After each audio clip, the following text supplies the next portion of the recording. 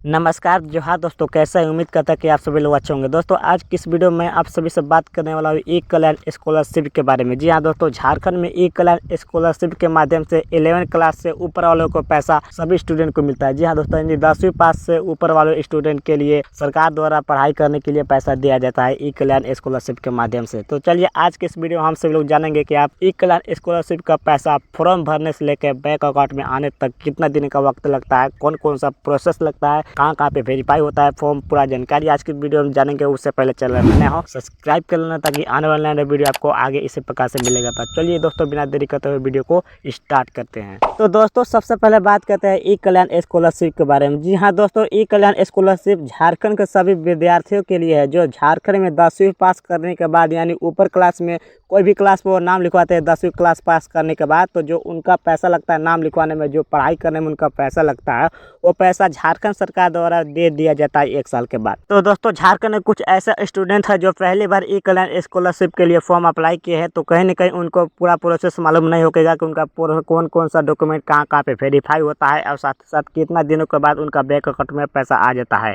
तो दोस्तों आज की इस वीडियो में आप सभी से बात करने वाला हूँ फॉर्म अप्लाई से लेकर बैंक अकाउंट में पैसा आने तक कौन कौन सा प्रोसेस करना पड़ता है, कहाँ पे आपका डॉक्यूमेंट वेरीफाई होता है और साथ ही साथ कितना दिनों के अंदर आपका बैंक अकाउंट में पैसा आ जाता है। तो चलिए पूरा डिटेल के साथ आज की इस वीडियो में जानेंगे।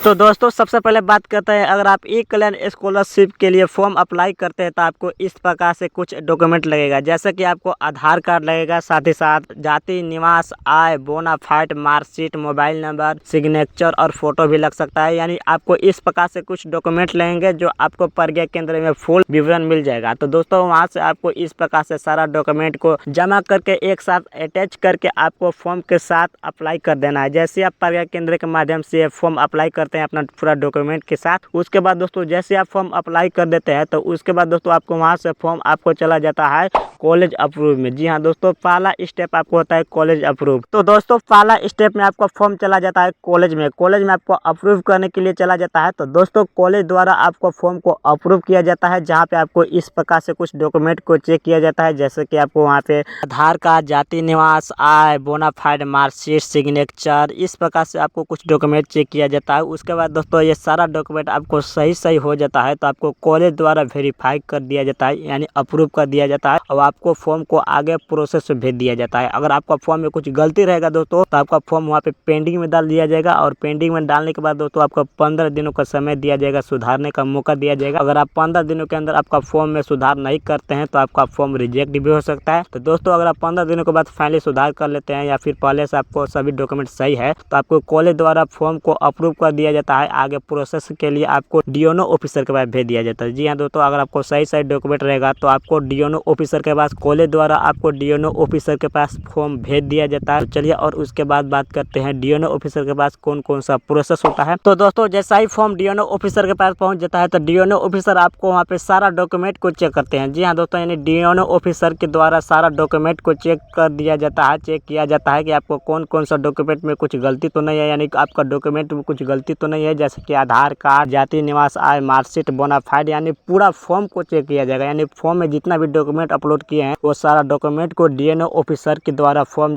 को जांचा जाएगा, फॉर्म को देखा जाएगा। अगर आपका फॉर्म में सही है तो आपका फॉर्म को आगे अप्रूव कर दिया जाएगा और आगे आपको प्रोसेस भेज दिया जाएगा डीएलसी ऑफिसर के पास। अगर आपका फॉर्म में कुछ गड़बड़ी है दोस्तों तो आपको वहाँ से आपको फॉर्म को पेंडिंग में कर दिया जाएगा। जैसे कि बहुत सारे लोगों को जाति, निवास, आय में टोकन नंबर नहीं रहता है, फोटो में टोकन नंबर नहीं आता है, बहुत सारे लोगों का पेंडिंग में डाल दिया जाता है, जिसके कारण आपको 15 दिनों का समय दिया जाता है दोस्तों सुधारने का। यानी किसी कारणवश किसी का फोटो सिग्नेचर अच्छा अपलोड नहीं होता है, मतलब फोटो सिग्नेचर साफ नहीं अपलोड होता है या फिर आधा अपलोड होता है, इसी कारण उसका फॉर्म अगर किसी कारणवश अगर आप फॉर्म में कुछ भी गड़बड़ी है, मतलब समझो कि आपका फॉर्म में कुछ भी गड़बड़ी है तो डीएनओ ऑफिसर पूरा फॉर्म को पूरा बारीकी से जांच करता है। अगर आपका फॉर्म में कुछ भी गड़बड़ी रहेगा तो दोस्तों डीएनओ ऑफिसर के द्वारा आपका फॉर्म को पेंडिंग में डाल दिया जाता है और 15 दिनों के अंदर आपको सुधारने का मौका दिया जाता है। अगर आप 15 दिनों के अंदर नहीं सुधारने पाएंगे तो आपका फॉर्म को रिजेक्ट भी कर दिया जा सकता है। उसके बाद दोस्तों अगर आपका फॉर्म सही है, यानी पूरा डॉक्यूमेंट आपको सही है, तो डीएनओ ऑफिसर के द्वारा आपका फॉर्म को अप्रूव कर दिया जाएगा, यानी वेरीफाई कर दिया जाएगा। उसके बाद दोस्तों आगे आपको फॉर्म को प्रोसेस के लिए डीएलसी ऑफिसर के पास भेज दिया जाएगा। जी हाँ दोस्तों, यानी सभी डॉक्यूमेंट आपको सही है तो आपको डीएनओ ऑफिसर के द्वारा आपको फॉर्म को अप्रूव करके आगे प्रोसेस के लिए भेज दिया जाएगा डीएलसी ऑफिसर के पास। दोस्तों जैसा ही आपका डॉक्यूमेंट को वेरीफाई करके डीएनओ तीनों ऑफिसर के द्वारा डीएलसी ऑफिसर के पास पहुंच जाता है। तो दोस्तों तीसरा स्टेप आपको डीएलसी ऑफिसर के पास फॉर्म पहुंच जाता है। उसके बाद दोस्तों डीएलसी ऑफिसर आपको कौन कौन सा डॉक्यूमेंट को जांचता है, कौन कौन सा डॉक्यूमेंट को चेक करता है, चलिए बात करते हैं।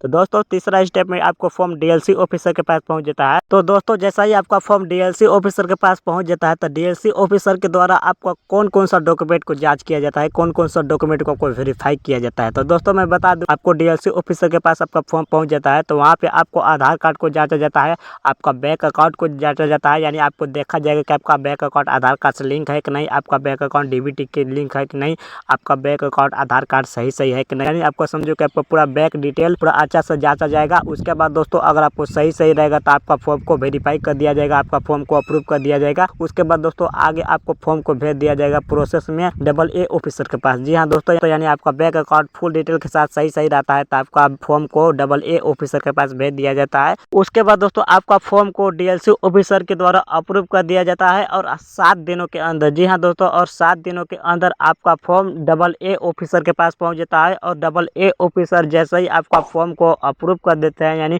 फाइनल AA ऑफिसर अप्रूव हो जाता है, तो दोस्तों आपका बैंक अकाउंट में 15 दिनों के अंदर पैसा आ जाता है। जी हाँ दोस्तों, यानी डीएलसी ऑफिसर के द्वारा आपका फॉर्म को अप्रूव करके AA ऑफिसर के पास भेज दिया जाता है। तो जैसे आपका फाइनल अप्रूव AA ऑफिसर हो जाता है दोस्तों, तो आपका बैंक अकाउंट में आप पैसा आने का लेट रहता है। जी हाँ दोस्तों, यानी आपका 15 दिनों के अंदर बैंक अकाउंट में पैसा आ जाता है। किसी कारणवश किसी का 1-2 महीना भी लग जाता है, मगर ज़्यादातर 15 दिनों के अंदर पैसा बैंक अकाउंट में आ जाता है। किसी का 7 दिनों के अंदर भी पैसा आ जाता है। तो दोस्तों ये बात आप ध्यान में रख लो कि आपका 15 दिनों के अंदर पैसा आ जाता है जब AA ऑफिसर हो जाता है, यानी फाइनल अप्रूव AA ऑफिसर हो जाएगा तो आपका बैंक अकाउंट में 15 दिनों के अंदर पैसा आ जाएगा। तो दोस्तों ये जानकारी कैसा लगा कमेंट सेक्शन में जरूर बताना। तो दोस्तों आज की इस वीडियो में आप सभी को ई-कलर स्कॉलरशिप के लिए स्टेप बाय स्टेप प्रोसेस बताया कि आपको फॉर्म अप्लाई से लेकर बैंक अकाउंट में पैसा आने तक कौन कौन सा प्रोसेस से गुजरना पड़ता है। तो दोस्तों ये जानकारी कैसा लगा कमेंट सेक्शन में जरूर बताना। तो चलिए अगला वीडियो मिलते हैं, तब तक के लिए बाय बाय।